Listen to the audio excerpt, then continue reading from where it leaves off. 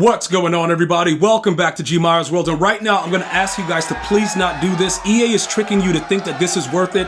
It cost me 4 million Mutcoins. It's really, really bad. Julius Peppers, I'm going to go through everything that I did earlier. If you guys are watching and follow me on Twitch, you guys would have seen the stream. If you missed the stream, go to GmiasWorld Gaming. In about 5 or 6 hours, you'll see the whole rebroadcast. You'll also see defense on how to stop the double pass. So you're going to want to go ahead and check that out. But this is very important, all right? This is a major, major trick that EA makes us believe that is realistic in the game. So let me break it down to you, right? When you look at Julius Peppers, he looks like an OP card. Everything about his, his team diamond, it looks really appealing, right? But I'm going to give you guys some insight into what I've learned since I've been playing Madden. A lot of what you see is not real, okay? Once they started to realize that people are willing to spend money for cards that are the same exact cards with minimal upgrades, they just do little things to the attributes and they make it feel as if the game is different, but it's actually the same. So what I'm going to do is this, right? When I just got Julius Peppers and I just recently sold him, you can see he just sold. This is the reasoning that I got him.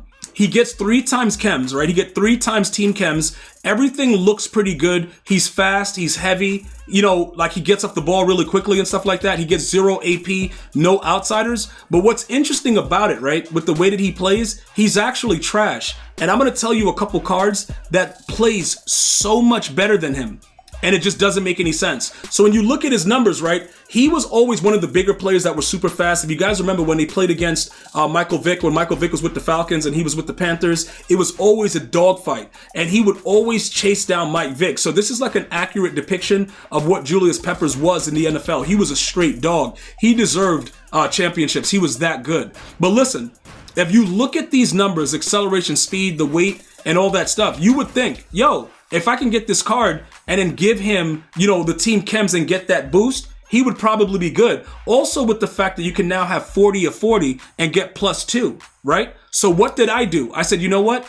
I'm going to go Green Bay Packers, right? Because I actually have 2 corners that played for the Packers, and Teddy Hendricks and obviously Julius Peppers. And yes, you can have both of them because one of them is obviously out of position. What EA Sports has done is they've allowed you to keep 2 cards in if one of them is out of position. So yes, you can have Julius Peppers and you can have him as a corner as well on the same field, and he'll be able to play together. Okay, so I'm thinking along the lines of, all right, I can boost the speed of the players that I actually have with my lineup and add one of the better players in the game, right? So I went through all of this trouble and created a Green Bay Packers theme team live on stream, which you can also catch later on at GmiasWorld Gaming when you look at the past, the rebroadcast, right?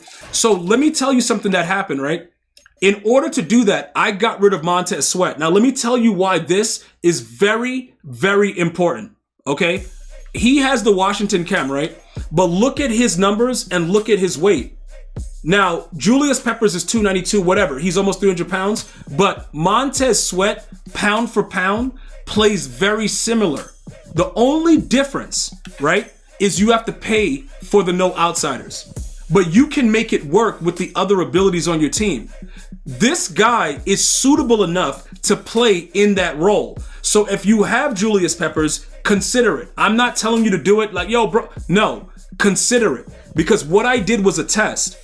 I took Julius Peppers, right? I bought Julius Peppers. Let me go ahead and give you guys a timeline. I'm going to let you guys know exactly what happened. Because we weren't losing any games until I did this foolishness, right? But that's what happens, and many of you guys would agree with me. Once you change your team, EA does you from the back, right? Like they just make the players play like idiots. So all of a sudden, everybody just sucks, right?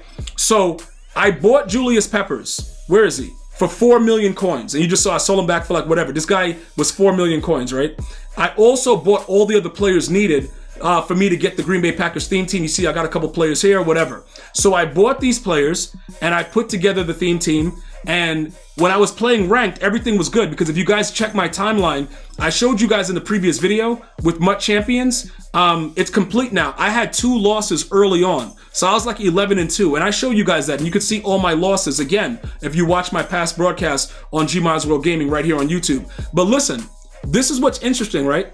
I finished out Champions before I bought the Julius Peppers, right? So I went 18-2. I got my 100,000 in my pack. Then I went to the new Road to the Super Bowl game, right? I beat Dotted 215, and then I changed my team for Flu Game Millie and Brady H 4242, right? 2 L's. Then I went and played Can't Stop Me, who runs double pass, by the way, and I got the bag for that. You guys definitely got to check out the past broadcast at GmiasWorld Gaming in a couple hours. But after I changed my team back, I won again. So my point is this, right? No matter how good your team is and what you're trying to do, don't try to upgrade every position just because. It has to make sense for why you're doing it. Otherwise, in this Ultimate Team, as long as a player, like, if a player has suitable stats, like Nick Bosa plays for me on the end, right? When I upgraded him with the final token, he played like garbage. When I gave him no outsiders, he played like garbage. He's just the player that you can keep right here with 88 speed, even keel, maybe because EA Sports love that 88 speed, and he'll just play well with no abilities. It's weird, but when I gave him the final token, he just didn't play well.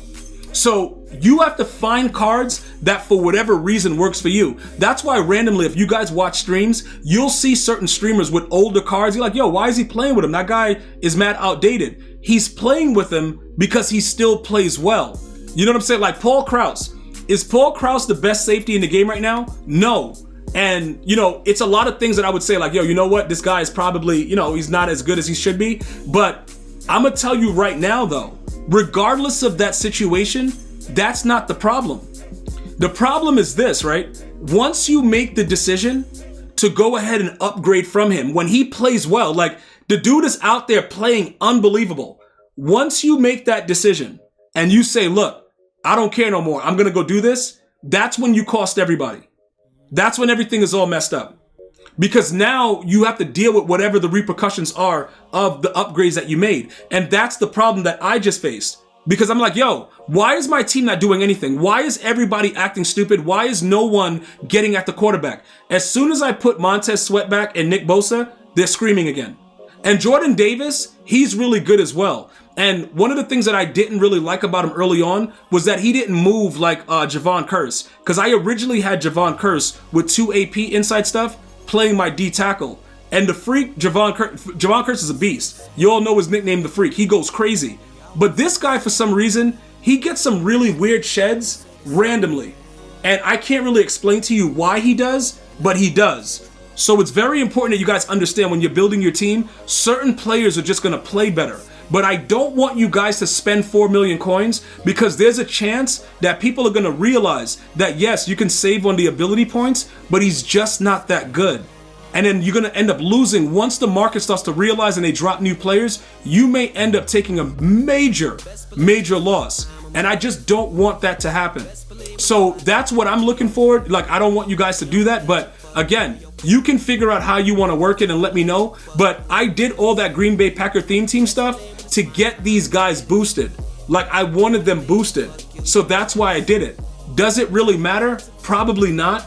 But at the end of the day, he had 95 speed and he was a 96 Excel with the Packers theme team, and I was really feeling excited. But let's just be honest, they didn't play any differently with the +1 speed, so it wasn't even worth it. So that whole situation I wasted coins, and I was lucky enough right before this video started for somebody to buy it.